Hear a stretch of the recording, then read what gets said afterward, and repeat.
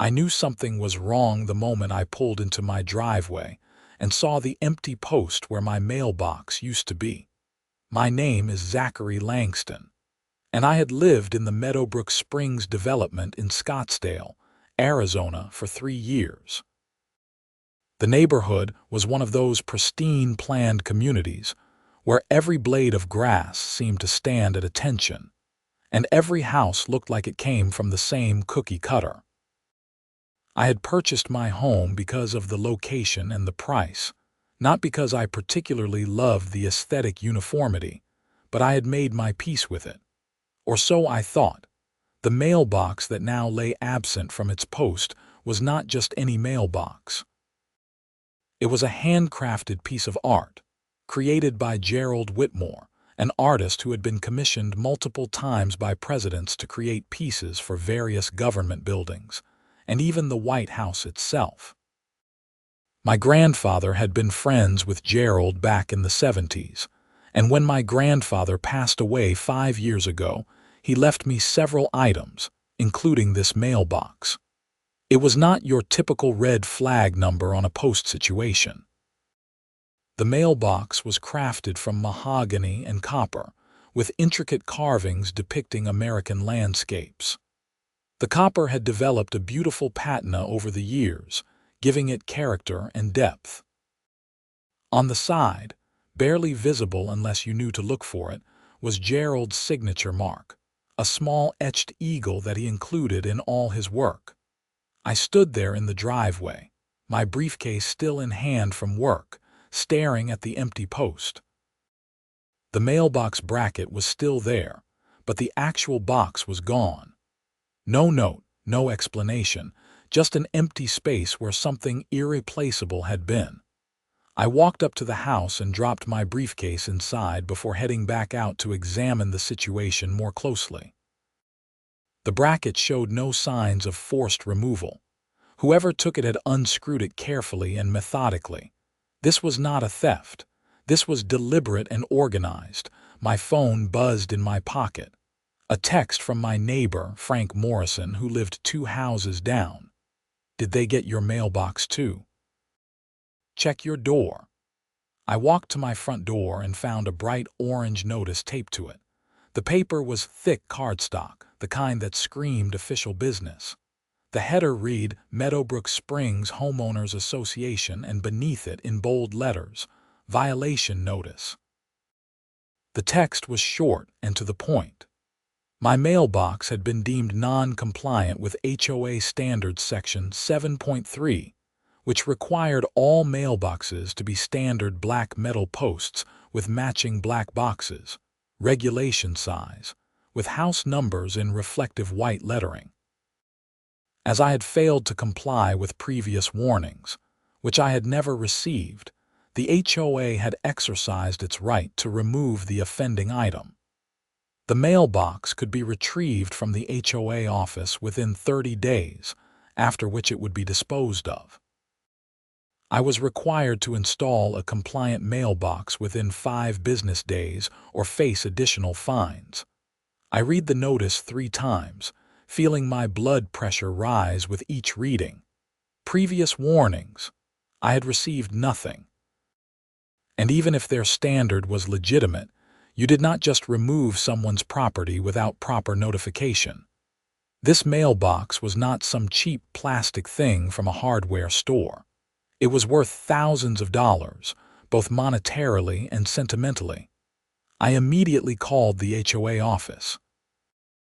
The phone rang 6 times before going to voicemail. I left a message, keeping my voice as calm as possible, explaining that my mailbox had been removed without my knowledge or consent, and that I needed to speak with someone immediately about retrieving it. Frank appeared at the end of my driveway, walking up with his hands in his pockets. He was a retired firefighter, mid-60s, with the kind of weathered face that came from years of hard work and harder situations. "They got yours too, huh?" he said. "You had this happen?" I asked. "Last month." I had this old mailbox that my dad welded together back in the 80s. Nothing fancy, Just a good solid metal box on a post he made from pipe. They yanked it while I was at my daughter's place for the weekend. Left the same notice. I went down to the office to get it back, and you know what that woman told me? What woman? Sharon. Sharon Kensington. She is the new HOA president, took over about 4 months ago. She told me that my mailbox was not up to code, and that I should be grateful they removed it for free instead of fining me for every day it remained. Said I could have it back for a $50 retrieval fee. When I went to pick it up, they had stacked it in their storage shed with a bunch of other stuff, and mine was all dented up. They had just thrown it in there like garbage. Are you kidding me? I wish I was. I complained, but she said any damage that occurred during removal or storage was not their responsibility. It was all in some fine print in the HOA bylaws that apparently we all agreed to when we bought our houses. I talked to a lawyer friend, and he said it would cost more to fight it than to just replace the mailbox. So that is what I did. I looked at the empty post again. But this mailbox is different, Frank. This is not just some homemade thing. No offense about your dad's work, but mine was made by a presidential artist. It is worth actual money. Frank whistled low. Then you better get down to that office first thing tomorrow morning, and maybe bring proof of what it is, because I guarantee you Sharon does not care. I thanked Frank and went inside. I spent the evening searching through my grandfather's papers, which I had stored in my home office. I found what I was looking for in an old manila folder. Documentation from Gerald Whitmore himself, including a letter of authenticity, photographs of the creation process, and a receipt from 1978 showing the commissioned price of $1,200, which would be worth significantly more today. I also found an article from a 1979 issue of American Artist magazine that featured Gerald's work, with a photograph that included the mailbox among other pieces. I scanned everything into my computer and made multiple copies. Then, I did more research on Gerald Whitmore himself. He had passed away in 2003, but his work had only increased in value since then. I found an auction listing from 2018 where one of his smaller pieces sold for $18,000. I found articles about his commissions for Presidents Carter, Reagan, and Bush. The man was the real deal, and his work was taken seriously by collectors and museums. I barely slept that night. I kept thinking about my mailbox sitting in some storage shed, possibly being damaged or scratched by careless handling. I thought about my grandfather and how proud he had been to receive such a gift from his friend. I thought about the audacity of an HOA thinking they could just take someone's property. The next morning, I was at the HOA office at 9 o'clock sharp when they opened. The office was located in a small building near the community clubhouse, which featured a pool, tennis courts, and a gym that I had used exactly twice in 3 years. The building was beige stucco like everything else in the development, with a red tile roof and desert landscaping out front. I walked in to find a reception area with a desk, behind which sat a woman in her 30s with blonde hair pulled back in a tight bun. Her nameplate read, Jennifer. I need to speak with Sharon Kensington, I said, setting my folder of documents on the counter. Jennifer looked up from her computer with a practiced smile. Do you have an appointment? No, but this is urgent. Your organization removed my mailbox yesterday without proper notification, and I need it returned immediately. Oh, you received a violation notice, Jennifer said, her smile not wavering. You will need to fill out a retrieval form and pay the $50 fee. We can have your item ready for pickup within 3 to 5 business days. 3 to 5 days. It is in a storage shed right here on the property. And I am not paying a fee to retrieve my own property that was taken without my permission. The smile finally faded. Sir, all mailbox removals are conducted according to HOA bylaws that you agreed to when you purchased your property. If you would like to discuss this further, I can schedule an appointment with Mrs. Kensington for next week. Next week? No, I need to speak with her today. Right now. Jennifer's expression went from polite to cold. Mrs. Kensington is very busy. If you would like to wait, I can see if she has time between meetings, but I cannot guarantee anything. I took a breath and nodded. I will wait. I sat down in one of the chairs along the wall. The reception area had that generic office smell of carpet cleaner and air freshener. Bland landscape paintings hung on the walls, the kind you could find at any furniture store. A coffee maker in the corner burbled away, but I did not want their coffee. I wanted my mailbox back. 20 minutes passed. Then 40. I watched Jennifer answer phone calls and type on her computer, occasionally glancing at me as if hoping I would leave. I did not. I pulled out my phone and started reading more about HOA laws in Arizona. What I found was not encouraging. HOAs had broad powers, but they were still required to follow proper procedures. They had to provide written notice of violations and give homeowners a reasonable amount of time to correct issues before taking action. If they had not done that, they had overstepped. At 10:15, a door behind Jennifer's desk opened, and a woman emerged. She was in her mid-50s, with dark hair cut in a sharp bob that framed her face like a helmet. She wore a cream-colored pantsuit and heels that clicked on the tile floor. Her expression was one of permanent irritation, like she had been interrupted from something far more important. "I am Sharon Kensington," she said, not offering her hand. "Jennifer said you are here about a mailbox removal." I stood up and grabbed my folder. "Yes, Zachary Langston. You removed my mailbox yesterday without proper notification. I need it returned immediately." Sharon's lips pressed into a thin line. "Mr. Langston, your mailbox was not in compliance with community standards. You were sent multiple notifications over the past 2 months. As you failed to take corrective action, we exercised our right to remove the violation." "I received no notifications," I said firmly. "I got home yesterday and it was gone. The first I heard about any of this was the notice on my door after the fact." "Our records show that notices were mailed to your address," Sharon said, crossing her arms. "If you did not receive them, that is a postal service issue, not an HOA issue. Then show me proof of mailing. Show me certified mail receipts or delivery confirmation." Sharon's expression tightened. "We are not required to send certified mail for standard violations. Regular mail is sufficient according to our bylaws." "Bylaws that I have never seen," I said. "But that is beside the point right now. I need my mailbox back. It is not a standard mailbox. It is a handcrafted piece made by Gerald Whitmore, a presidential artist. It is worth thousands of dollars, and if anything has happened to it while in your storage, I will hold this HOA liable." For the first time, Sharon's expression shifted slightly, a flicker of something that might have been uncertainty. "Presidential artist." I opened my folder and pulled out the documentation.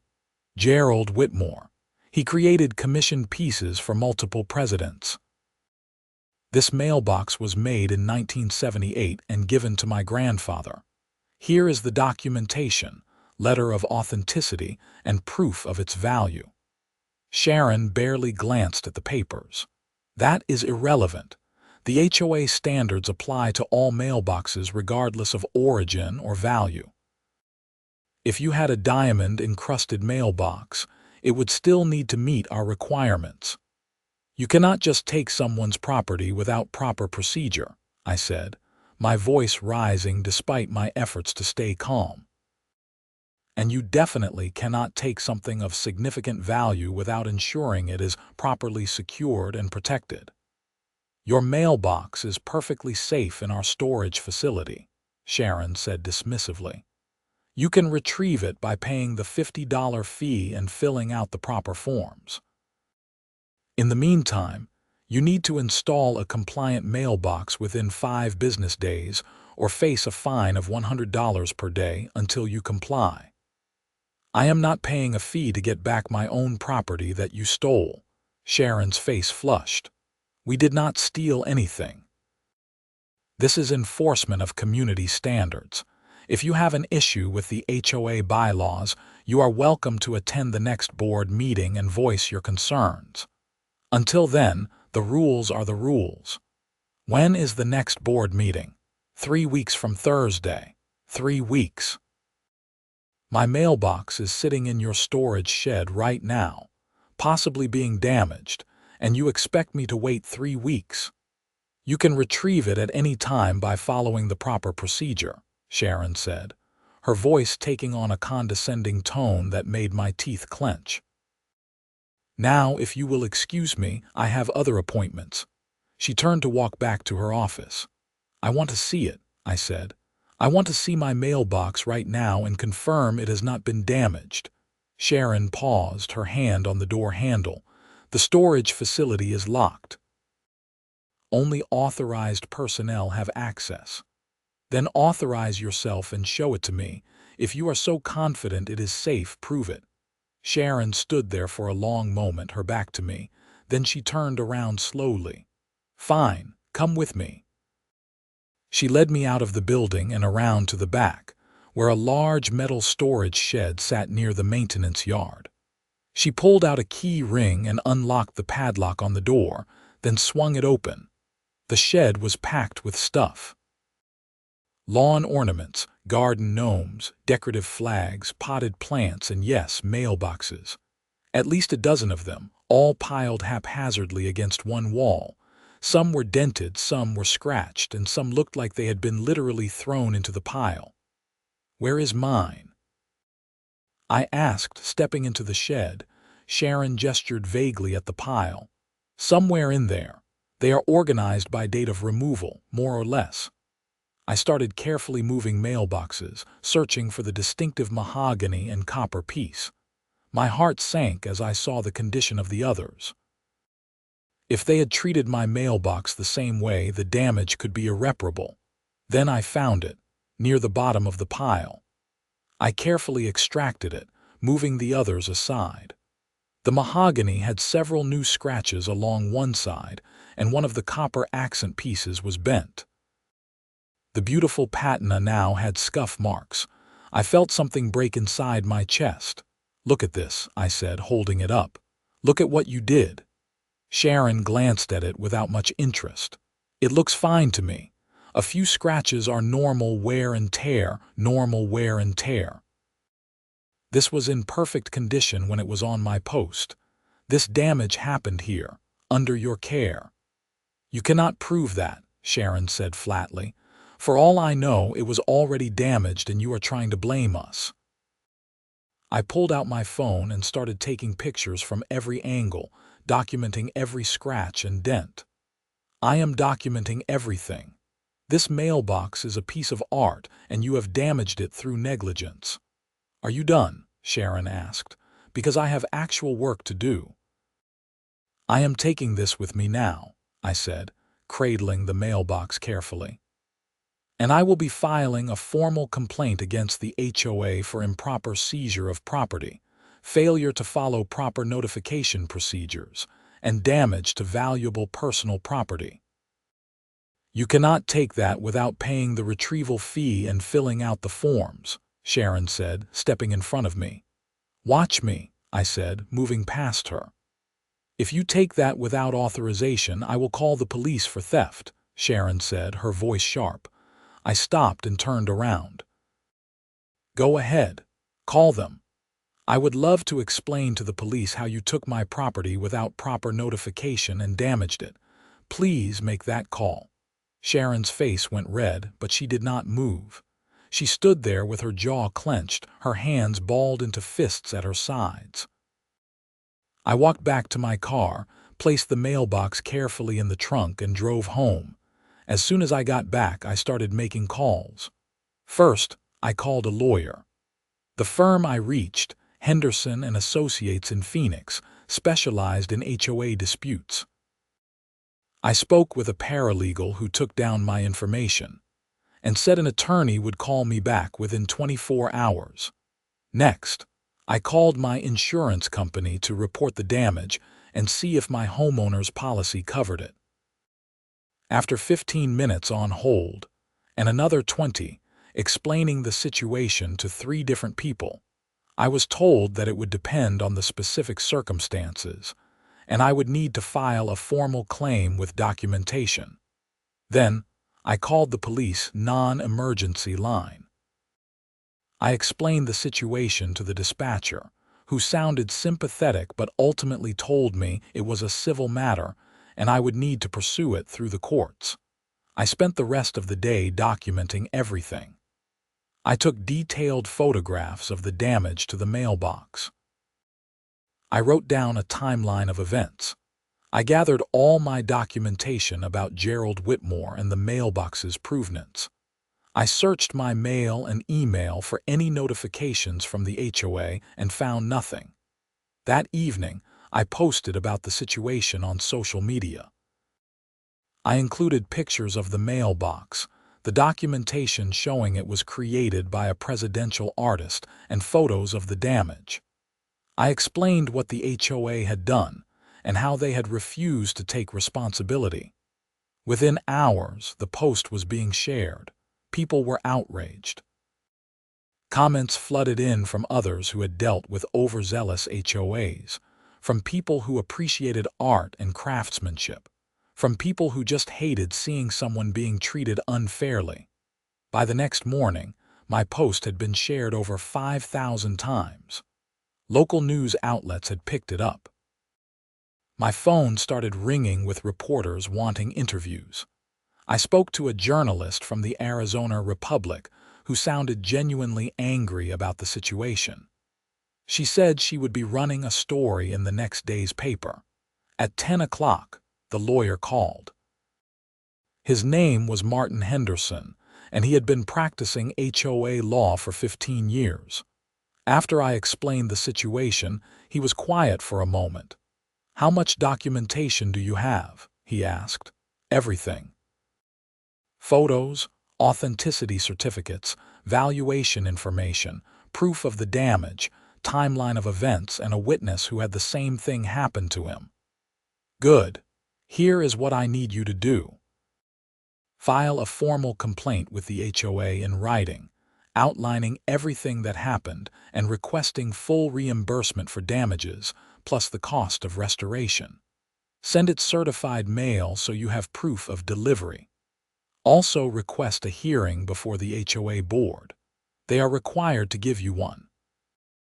Document everything that happens at that hearing." "What are my chances of winning if this goes to court?" I asked. "Pretty good, actually.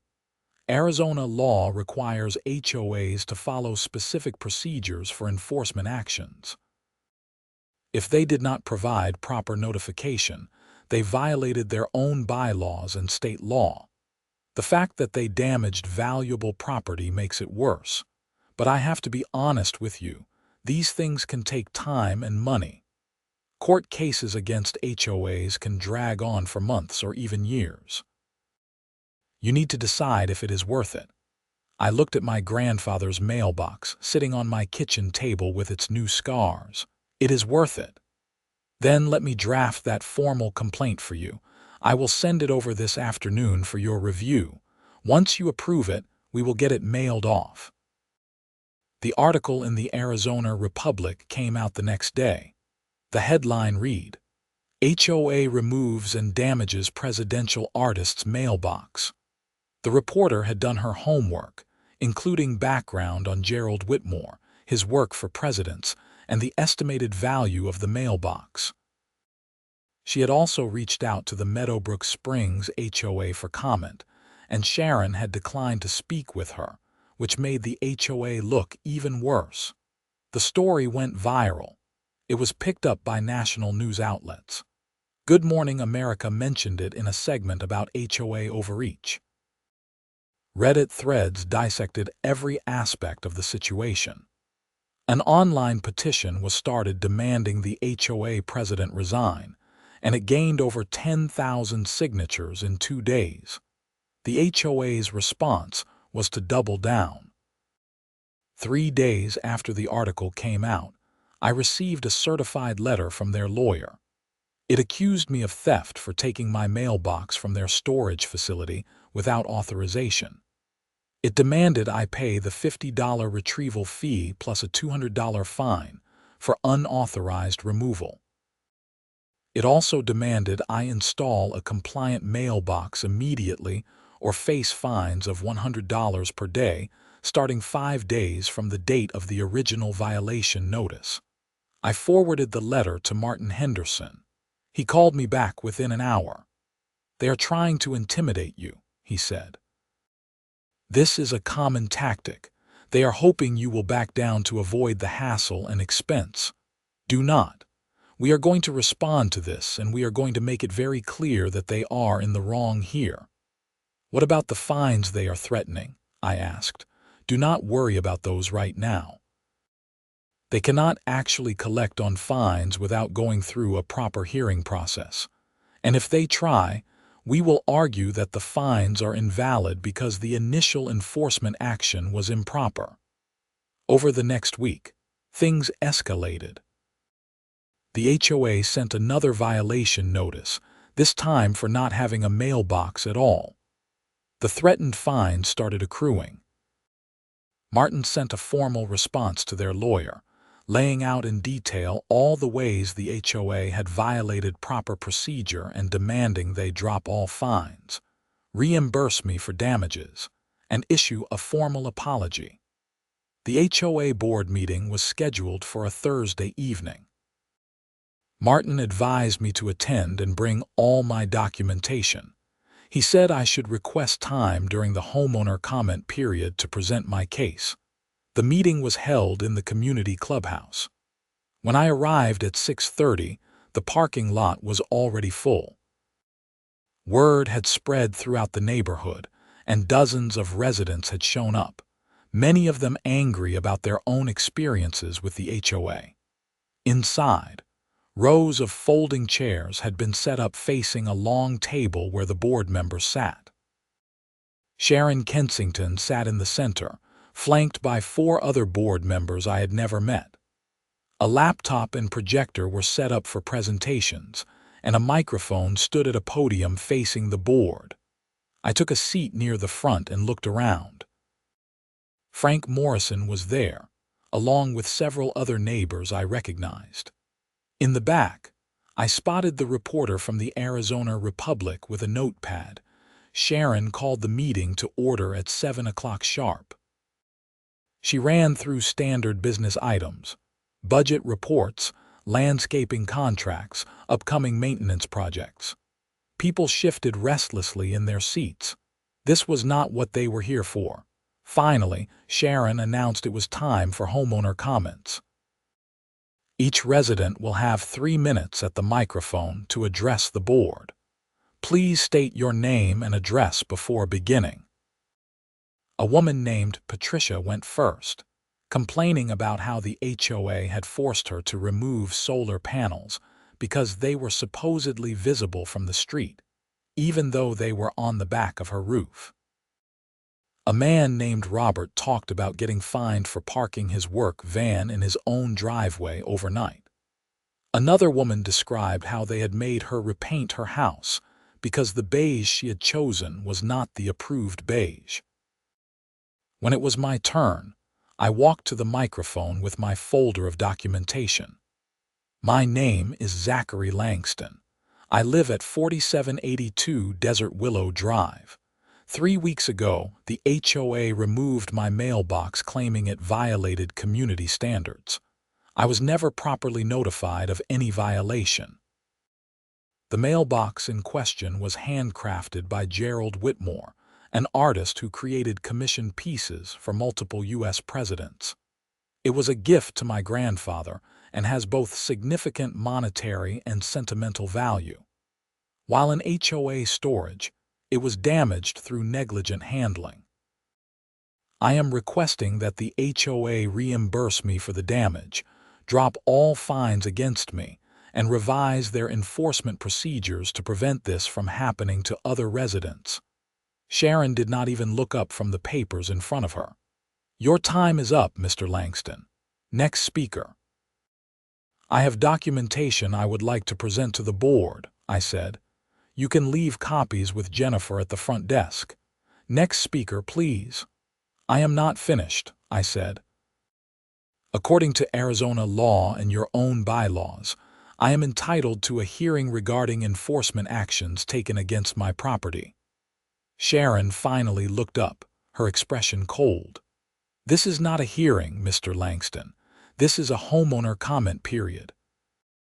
If you want a formal hearing, you need to request one in writing. I did request one. My lawyer sent a formal request 2 weeks ago. We have not received any such request, Sharon said. Then your office has serious organizational problems because it was sent certified mail and signed for by Jennifer. A murmur went through the crowd. Sharon's jaw tightened. She glanced at one of the other board members, a thin man with glasses who looked uncomfortable. Be that as it may, Sharon said, this is not the appropriate venue. If you want a hearing, you will need to reschedule. When, I asked. We will let you know. That is not acceptable. According to Section 12.4 of the HOA bylaws, which I have read very carefully, a homeowner who requests a hearing must be granted one within 30 days. It has been 15 days since my request was received. I demand a hearing be scheduled now. Sharon's face flushed. You are out of order, Mr. Langston. Please sit down or I will have you removed. Removed from a meeting I have every right to attend as a homeowner. Go ahead and try. I am sure the reporter from the Arizona Republic in the back would love to cover that. The crowd erupted in applause and supportive shouts.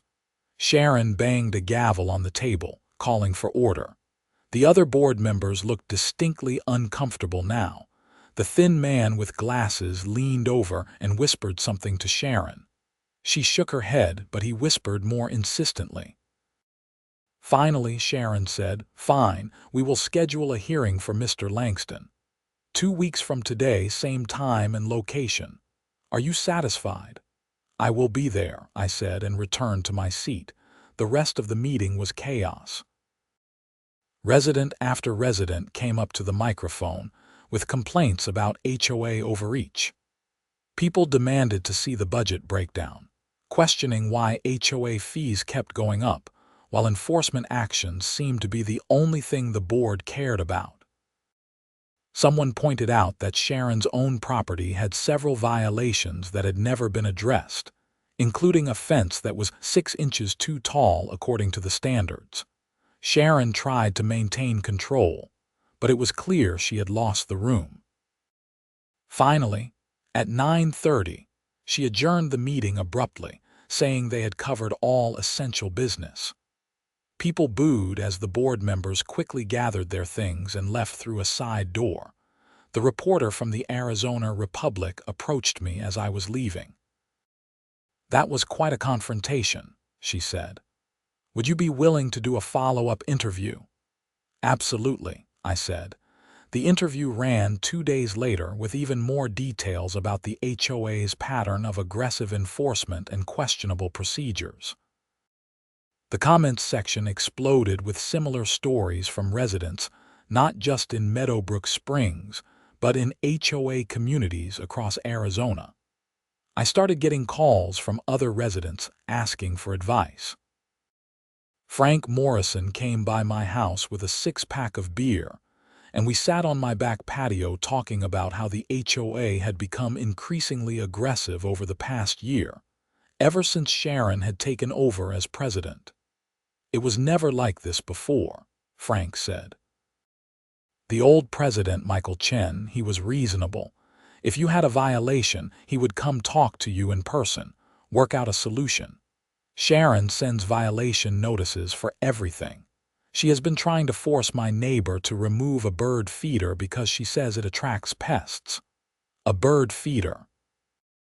Why did she become president? I asked. She ran unopposed. Most people do not pay attention to HOA elections. They just ignore the ballot and whoever wants the position gets it. Sharon wanted it bad. I think she likes the power. Over the next 2 weeks, I prepared for my hearing with Martin Henderson's help. We compiled a comprehensive presentation, including the mailbox's history and provenance, documentation of Gerald Whitmore's credentials and work, photographs showing the mailbox's condition before removal, photographs of the damage after removal, proof that I had never received violation notices, testimony from Frank about similar experiences, and research on Arizona HOA law showing the procedures that should have been followed. Martin also did some digging into the Meadowbrook Springs HOA itself. What he found was troubling. Sharon had been issuing violation notices at a rate 3 times higher than the previous president. She had also increased the HOA's contract with the management company she worked for, which meant the HOA was paying more money to a company Sharon had connections to. It was not quite fraud, but it was definitely questionable. The night before the hearing, I barely slept. I rehearsed my presentation over and over, anticipating questions and objections. I thought about my grandfather and what he would say if he were still alive.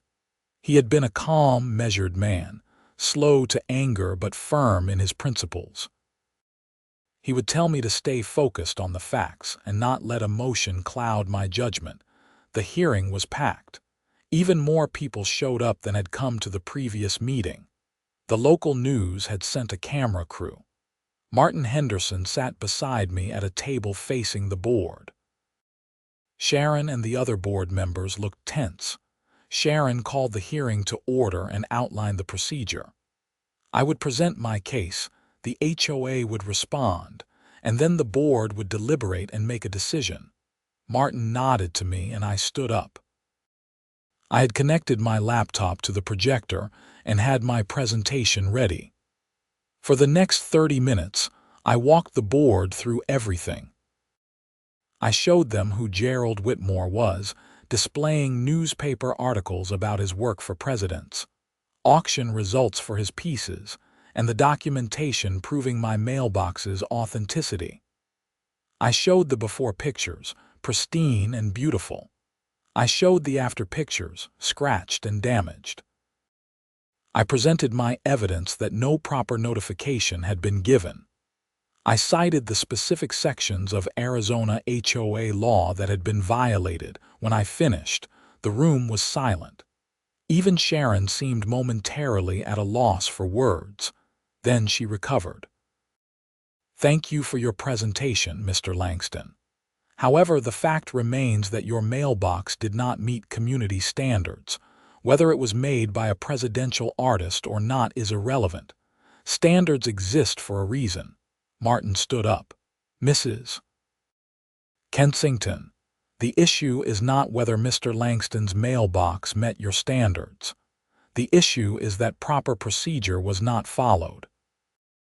Arizona Revised Statutes, Section 33, 1803, requires HOAs to provide written notice of violations and a reasonable opportunity to cure before taking enforcement action. Your organization did neither. Furthermore, the damaged cause to valuable property while in HOA custody constitutes negligence at minimum, possibly gross negligence given the value of the item." One of the other board members, a woman in her 40s named Deborah, spoke up. "If we did not follow proper procedure, that is a problem. Can we review the records of notification?" Sharon shot Deborah a sharp look. "The procedures were followed correctly. If Mr. Langston did not receive the notices, that is a postal service issue." "Then show us proof of mailing," Martin said. "Show us the mailing log, copies of the notices that were sent, anything that proves notices were actually sent." Sharon hesitated. Jennifer maintains those records. She is not here tonight. How convenient, Martin said. We have been requesting these records for weeks. Either they exist and you are withholding them, or they do not exist and you are admitting procedures were not followed. Which is it? The thin man with glasses, whose name I had learned was Peter, leaned forward. Sharon, I think we need to take a recess and review this matter more carefully. If proper procedures were not followed, we could be opening the HOA up to significant liability. There is no liability, Sharon snapped. The bylaws are clear. The bylaws do not supersede state law, Martin said calmly. And state law is very clear about HOA enforcement procedures. If this goes to court, which it will if we do not reach a resolution tonight, a judge is going to look at whether your organization followed the law. Based on what I have seen, you did not. Another board member, an older man named Raymond, spoke up. I would like to make a motion that we reimburse Mr. Langston for the damage to his property and drop all fines against him pending a full review of our enforcement procedures. Second, Deborah said immediately. Sharon looked like she had been slapped. That is premature. We have not even deliberated. I am calling for a vote, Raymond said. All in favor. 3 hands went up. Raymond, Deborah, and Peter. That left Sharon and one other member, a younger man who had not spoken all evening. The motion passes, Peter said, though he looked nervous saying it. Mr. Langston, the board apologizes for the mishandling of this situation. We will reimburse you for restoration costs and drop all fines. We will also conduct a full review of our enforcement procedures to ensure this does not happen again. Sharon stood up abruptly. This is absurd. We are setting a precedent that any homeowner can ignore our standards if they throw a big enough fit. I refuse to be part of this. She grabbed her papers and walked out of the room. The remaining board members looked at each other uncomfortably. The crowd erupted in applause. After the hearing, dozens of people came up to congratulate me and thank me. Many of them asked if I would consider running for the HOA board in the next election. I told them I would think about it. Martin and I stepped outside to talk privately. That went better than expected, he said. But I do not trust Sharon Kensington.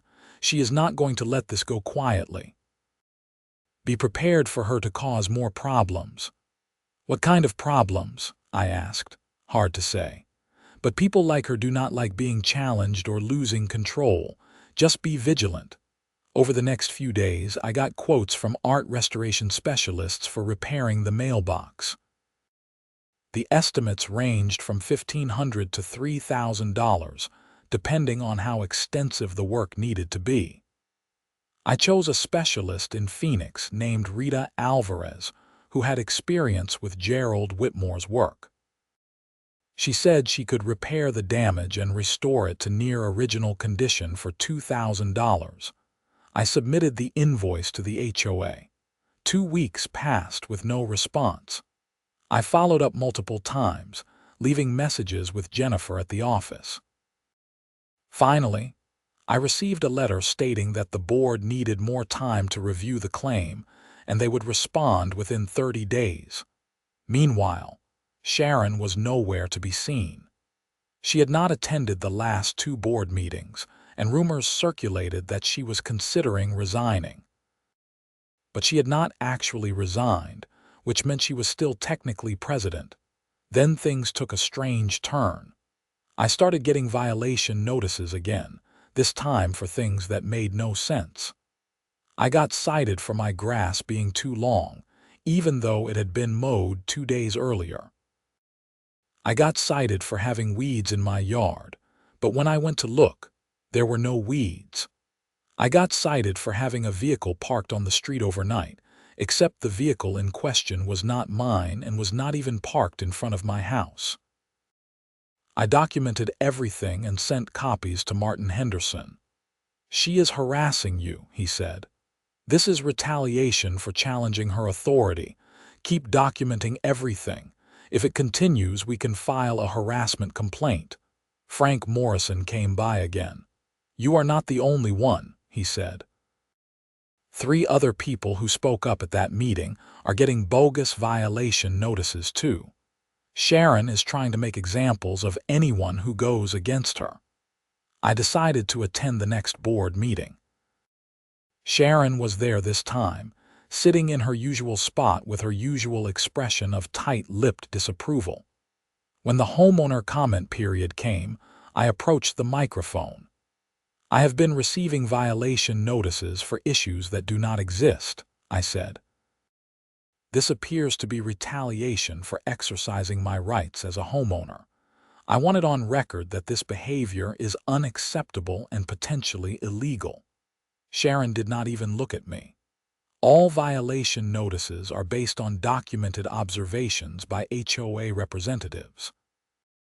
If you believe a notice was issued in error, you can file an appeal.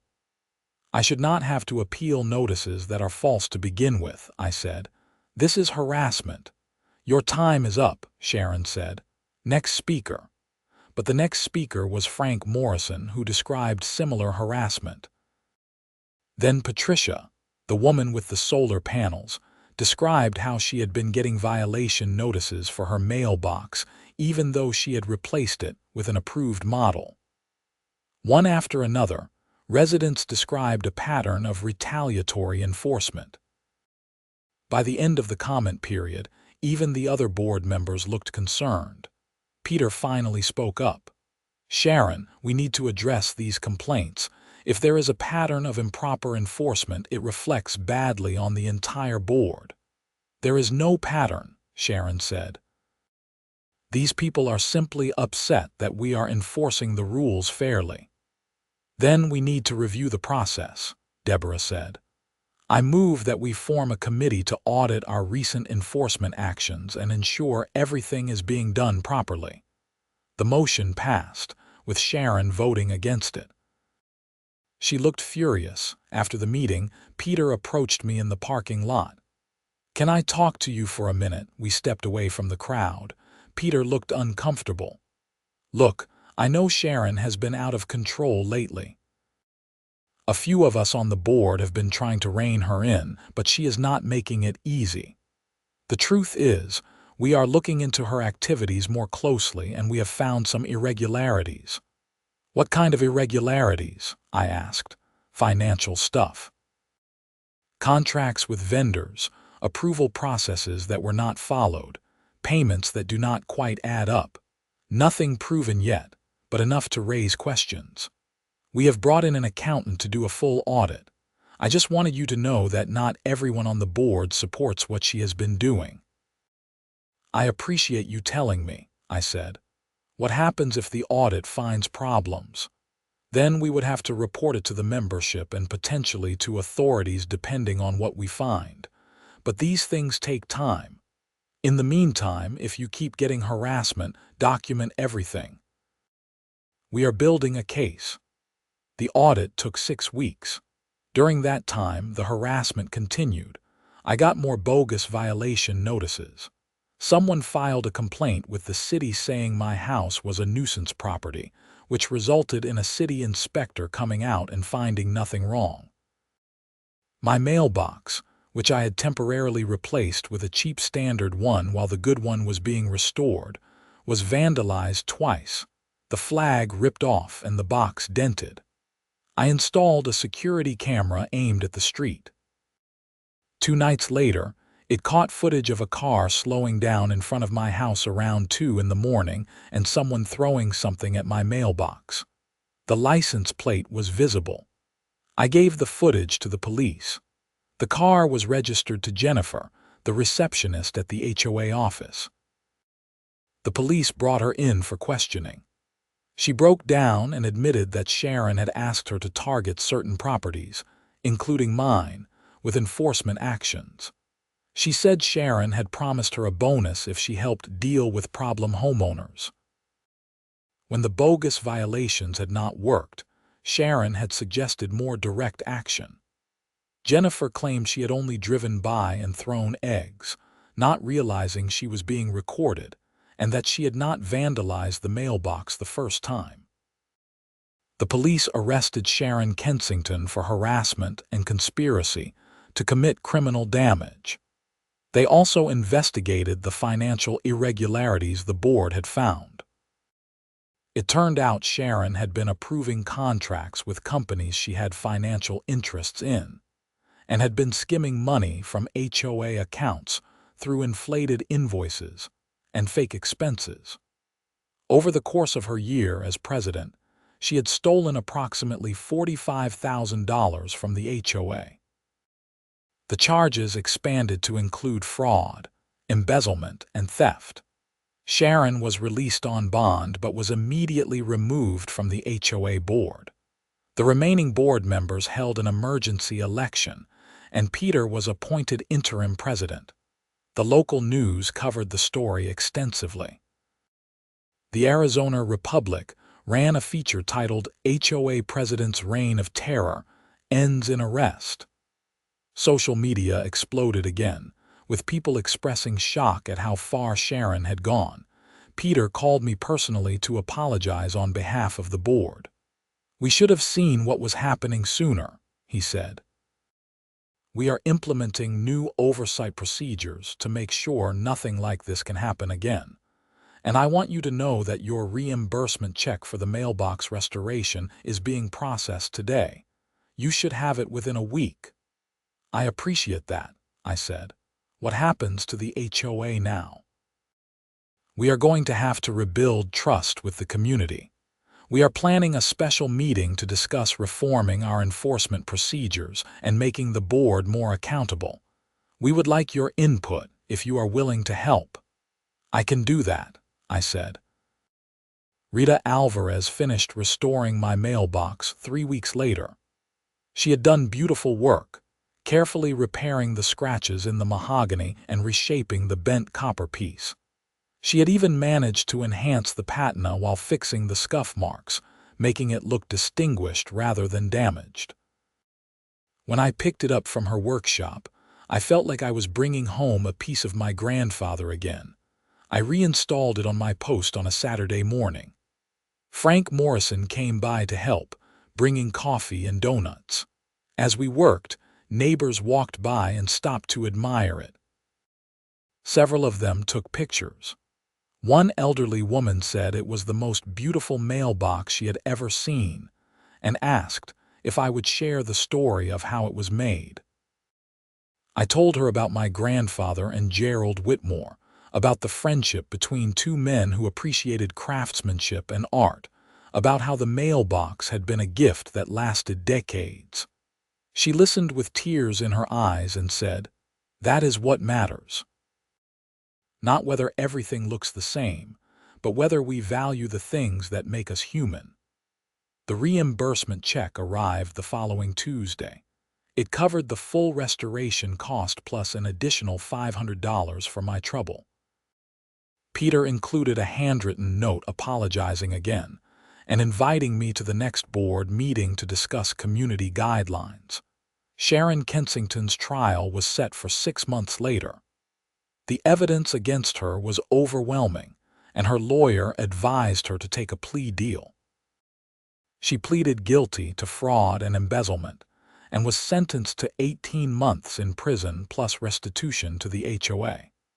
Jennifer received probation and community service for her role in the harassment. The HOA held a special election for board positions.